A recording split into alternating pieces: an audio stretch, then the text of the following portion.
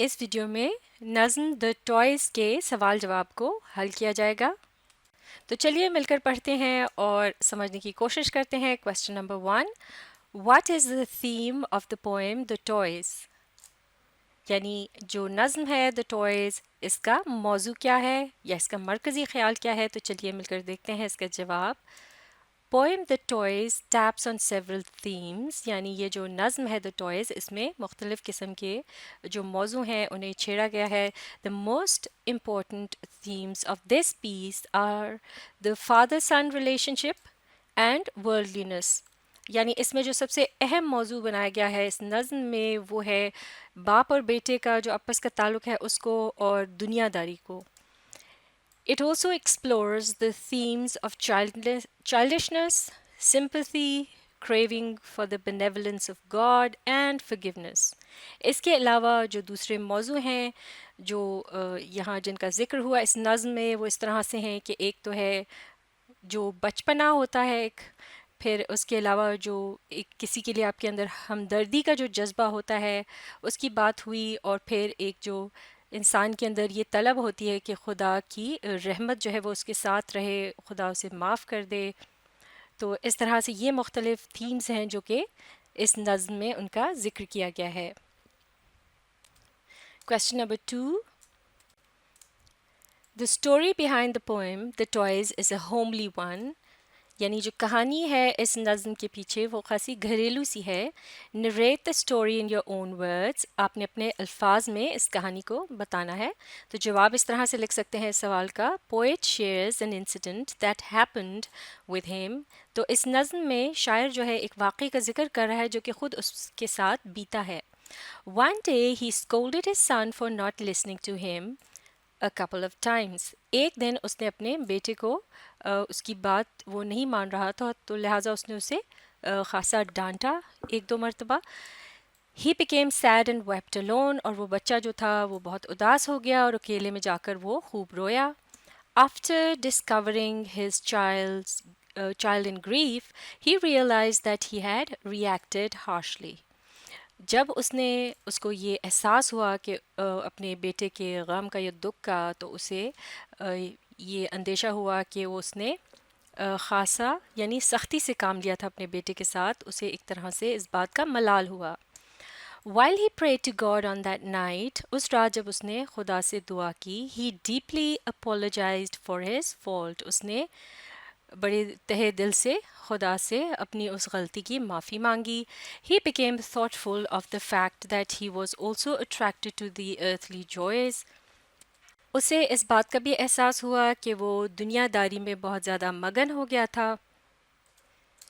Hence he wished God to forgive their childishness just like he forgave his son. लिहाजा वो खुदा से ये उम्मीद करने लगा कि वो भी उसके इस भूलपन को, बचपने को माफ़ कर दें जिस तरह कि उसने अपने बेटे को माफ़ किया था, क्योंकि उस वाक़े के बाद वो अपने बेटे के पास गया था और उसे सोते में ही उसने बोसा दिया था, और वो उसकी हालत को देखकर ख़ासा उदास भी हो गया था और रोया भी था। तो इस तरह से ये जो सवाल है कि इस नज़्म के अंदर जो एक घरेलू मंज़र और एक कहानी सी बताई गई है उसको आप इस तरह से अपने अल्फाज में बता सकते हैं। अब देखते हैं question number 3, what verse style has been adopted by the poet in the poem The Toys? यानी इस नज़्म को जो लिखने के लिए तर्ज इस्तेमाल की गई है वो किस तरह से है, जिस तरह से लेआउट होता है एक पोएम का, उसमें किस तरह से जो लाइनें हैं उनकी तादाद और फिर उनका जो उसमें राइम बीट वगैरह होता है, ये सब चीज़ें वो इसके मुतालिक ये सवाल किया जा रहा है। इसका जवाब हम इस तरह से लिख सकते हैं। The toys consists of a total of 33 lines, यानी इस नज़्म के अंदर तो इस नज़्म में कुल 33 लाइनें हैं, grouped into a single stanza, और ये पूरे का पूरा एक बंद है, यानी पूरी की पूरी नज़्म एक ही बंद में मुकम्मल की गई है। The poet shifts from one idea to the other by using unstopped lines. इस नज़्म में शायर एक ख़याल से दूसरे ख़याल में अपनी जो बात है उसे मुंतकिल करता है, और وہاں اس نے جو لائنز ہیں ان کے آخر میں کچھ ایسی علامتیں استعمال کی ہیں جیسے کہ ڈیش کا نشان ہوتا ہے، یعنی بات ابھی پوری مکمل نہیں ہوتی، ایک لائن میں یا خیال ابھی پورا مکمل نہیں ہوتا تو پھر دوسری لائن جو ہے اس کو شروع کر دیا جاتا ہے۔ آگے پڑھتے ہیں، he uses both the alternative rhyme scheme and the rhyming couplet form. تو اس میں اس طرح سے ہے کہ ایک لائن جو ہے وہ دوسری لائن سے جس طرح جب رائم ہوتی ہے رائمنگ کپلٹ بنتا ہے، لیکن اس کے علاوہ بھی ایک طرز اس نے استعمال کی ہے کہ ایک لائن چھوڑ کے جس طرح سے وہ لائنیں آپس میں رائم کرتی ہیں۔ The first two lines of each section begin with a rhyming couplet، جیسے کہ ہر جو حصہ ہے نظم کا اس میں جو پہلی دو لائنیں ہیں وہ آپس میں ہم قافیہ ہیں اور وہ یعنی رائم کر رہی ہیں، آخر کے الفاظ ان کے آپس میں ہم ربط ہے۔ For example in the beginning eyes rhyme with wise، جیسے کہ پہلی دو جو لائنیں ہیں ان کے جو آخر کے الفاظ ہیں وہ اس طرح سے eyes اور wise کے جو الفاظ ہیں آپس میں رائم کر رہے ہیں۔ In the following four lines the rhyme scheme is ABBA، اور اگلی جو چار لائنیں ہیں ان کی طرز جو رائم کی ہے یا جو قافیہ ہے وہ کچھ اس طرح سے ہے کہ پہلی اور جو چوتھی لائن ہے وہ آپس میں رائم کر رہی ہیں، جبکہ جو درمیان کی دو لائنیں ہیں وہ آپس میں رائم کرتی ہیں۔ اس طرح سے رائمنگ کپلٹ جو ہے وہ بیچ میں آ رہا ہے ان چار لائنوں کے۔ H section similarly ends with two rhyming lines, تو اسی طرح سے جو ایک حصہ ہے نظم کا جب مکمل ہوتا ہے اس کے آخر کی جو دو لائنیں ہیں وہ آپس میں رائم کرتی ہیں۔ Question number 4، Does this style suit the mood of the poem and how؟ تو کیا یہ جو طرز ہے نظم کی یہ اس کے مزاج سے مطابقت رکھتی ہے یا نہیں اور کس طرح سے؟ تو اس کا جواب ہم اس طرح سے بتا سکتے ہیں کہ the verse style that the poet has used throughout the poem is meant to internally connect the lines۔ تو یہ جو طرز اس شاعر نے استعمال کی ہے اس نظم میں اس کا جو مقصد ہے وہ اس طرح سے ہے کہ لائنیں جو ہیں آپس میں ہم ربط رہیں، یعنی ان کا آپس میں ایک تعلق بنا رہے۔ It makes readers go through the lines at a go in order to grasp the overall idea. تو پڑھنے والے جو ہیں ان کے لیے ایک سہولت سی بنی رہے تاکہ جو اس کا مین جو خیال ہے، مرکزی خیال ہے اس نظم کا، اس کو وہ اچھے سے اس پر گرفت حاصل کر سکیں، یعنی اسے سمجھ سکیں۔ Question number 5، What is the symbolic significance of the word toys in light of the poem The Toys؟ تو جیسے کہ نظم کا The Toys جو ہے اس میں یہ لفظ toys جو استعمال کیا گیا ہے اس کے متعلق پوچھا جا رہا ہے کہ اس کی علامتی اہمیت کیا ہے، تو دیکھتے ہیں کہ جواب ہم اس کا کس طرح سے تشکیل دے سکتے ہیں۔ In this poem the word toys acts as a metaphor، یعنی اس نظم میں جو لفظ toys کا استعمال کیا گیا ہے یہ ایک استعارے کے طور پہ اسے استعمال کیا گیا ہے۔ Firstly it refers to the simple things that make a child happy، تو پہلا جو اشارہ ہے وہ تو بظاہر اس میں یہی ہے کہ جیسے چھوٹے بچے جو ہیں وہ کھلونوں سے خوش ہوتے ہیں۔ Then the poet uses it as a metaphor of worldly toys that adults take pleasure in، یعنی کہ اس کے علاوہ جو ایک دوسرا اشارہ یہاں موجود ہے تو پھر جب جو انسان ہے جو عمر کے اس حصے میں پہنچتا ہے یعنی بڑے ہو جاتے ہیں ہم، تو جو یہ ہماری ترجیح ہے تبدیل ہو جاتی ہے۔ آگے پڑھتے ہیں کہ کس طرح سے یہ ہوتا ہے۔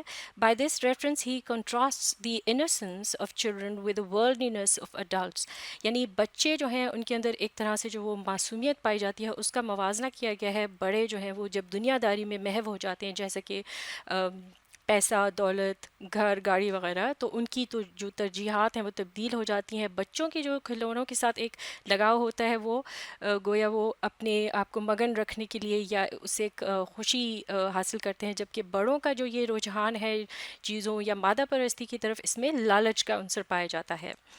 In this way the toys become an important element that helps readers to know the difference between spiritual need and mental greed۔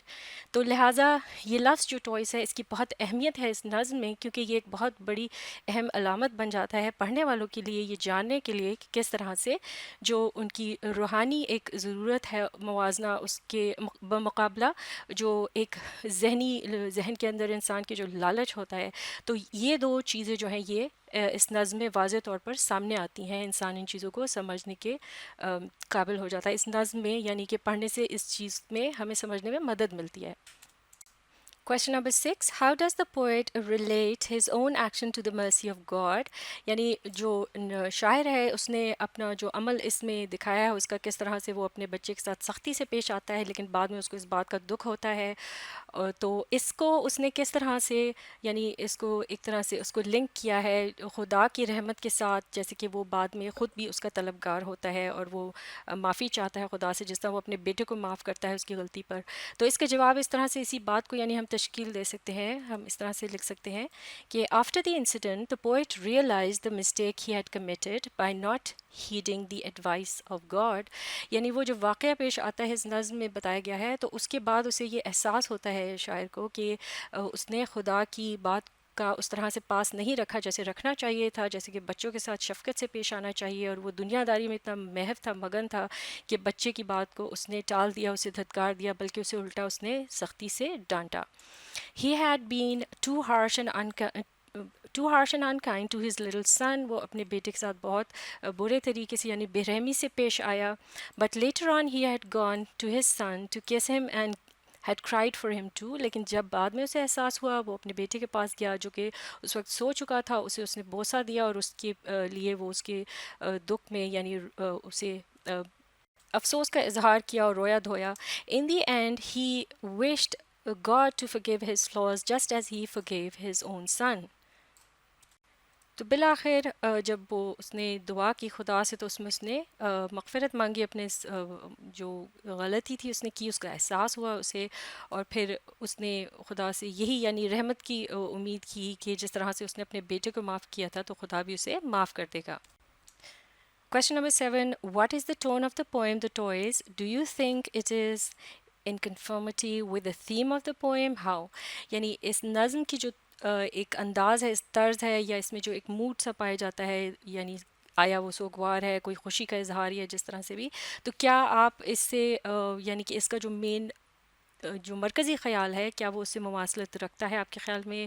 یہ یعنی کس طرح سے ہے، یعنی اس بات کو ہم نے تفصیل سے بیان کرنا ہے. تو جواب دیکھتے ہیں. The Toys was written in the 19th century by the Victorian poet Coventry Patmore.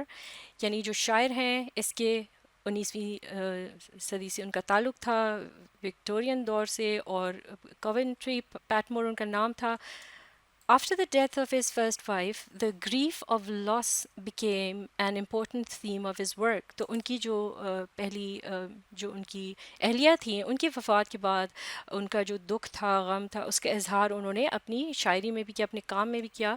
It can be sensed in the poem too. اور یہ جو نظم ہے اس میں بھی اس کا اظہار ہمیں دیکھنے کو ملتا ہے.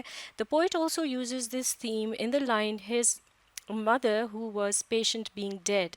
جیسا کہ اب یہاں حوالہ دیا گیا ہے اسی نظم سے کہ کس طرح سے اس بات کا انہوں نے اظہار کیا جب انہوں نے یہ کہا کہ اس کی ماں، یعنی جب وہ بچے کو ڈانٹتے ہیں تو ان کو جب احساس ہوتا ہے، ساتھ ہی وہ یہ بات کہتے ہیں کہ اس کی ماں جو کہ بہت صابر تھی وہ تو مر چکی ہے، یعنی اس کو حوصلہ دینے کے لیے، اس کے غم بانٹنے کے لیے وہ اب یہاں موجود نہیں ہے. تو لہٰذا یہ وہ اشارہ ہے جو ہمیں ملتا ہے جس سے پتہ چلتا ہے کہ وہ اپنا غم جو ہے وہ اس میں ان کے تھیمز میں، ان کی شاعری میں وہ جو ان پہ کیفیت گزری ان کی زندگی میں اس کو وہ شامل کرتے تھے. Here the poet alludes to the death of his wife. allude کرنے سے مراد ہے کسی بھی پچھلے گزشتہ واقعے کی طرف اشارہ کرنا، تو یہاں وہ اپنی اہلیہ کی جو وفات ہے اس کی طرف اشارہ کرتے ہیں. تو allusion کا بھی استعمال کیا گیا ہے یہاں. Besides he describes one incident that injects sympathy into his heart. پھر وہ ایک واقعے کی طرف جو اشارہ کرتے ہیں جس کی وجہ سے ان کے دل میں ایک محبت یا رحمت کا جو عنصر ہے وہ پیدا ہوتا ہے، یعنی کہ وہ جو بچے کے ساتھ جو ان کا واقعہ. His child's sadness made him realize the fact that he had also committed mistakes by not obeying his divine Lord. تو جو بچے پہ جو کیفیت گزرتی ہے جب وہ دیکھتے ہیں کہ اس کی جو آنکھیں گو کہ وہ سو چکا ہوتا ہے اس وقت، لیکن اس کی آنکھیں جو ہیں سیاہ ہو رہی ہوتی، ان کے گرد سیاہ ہلکے ہوتے ہیں اور پلکیں بھیگی ہوتی ہیں، وہ کیفیت ان پر پھر وہ طاری ہوتی ہے کہ انہیں بہت زیادہ دکھ ہوتا ہے اپنی غلطی پر، اور شاید وہ خدا کے سامنے خود کو گنہگار سمجھتے ہیں اور اس کے لیے خدا کے آگے وہ سمجھتے ہیں کہ وہ جواب دہ ہیں اس بات کے لیے. تو لہٰذا انہوں نے ایک طرح سے خدا کے حکم کی حکم عدولی کی ہوتی ہے ایسا کر کے.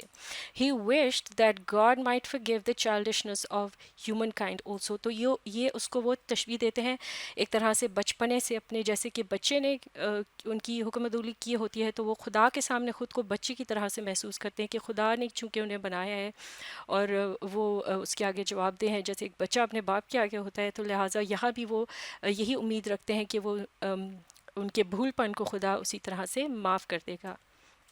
اب دیکھتے ہیں آخری سوال، question number 8، what feelings does the poem the toys evoke in you, یعنی کس طرح کی کیفیت آپ پر طاری ہوتی ہے اس نظم کو پڑھنے کے بعد، آپ کیسا محسوس کرتے ہیں؟ اس کا جواب ہم اس طرح سے لکھ سکتے ہیں، through this poem the poet has evoked the readers to focus on the things God has told us to do. اس نظم کے ذریعے سے پڑھنے والوں کے اندر شاعر نے وہ کیفیت اجاگر کرنے کی کوشش کی ہے کہ ہم وہی کام کریں کہ جو خدا نے ہمیں کرنے کا حکم دیا ہے۔ He commands men to follow his path for their good, جیسے کہ خدا ہمیں یہ حکم دیتا ہے کہ وہ ہم اس کے راستے پر چلیں کیونکہ اس میں ہماری ہی بہتری، ہماری بھلائی ہے۔ Besides this piece also conveys the message of being kind to children and forgiving their silly mistakes۔ اس کے علاوہ جو ایک ہمیں یہاں درس ملتا ہے اس نظم میں وہ یہ بھی ہے کہ ہمیں بچوں کے ساتھ نرمی اور شفقت سے پیش آنا چاہیے اور انہیں ان کی چھوٹی موٹی غلطیوں پر معاف کر دینا چاہیے۔ تو یہ مشق یہاں مکمل ہو چکی ہے، آپ اس ویڈیو کو ری پلے کیجیے اور اس کے ساتھ ساتھ پڑھنے، سمجھنے اور لکھ کر پریکٹس کرنے کی کوشش جاری رکھیے۔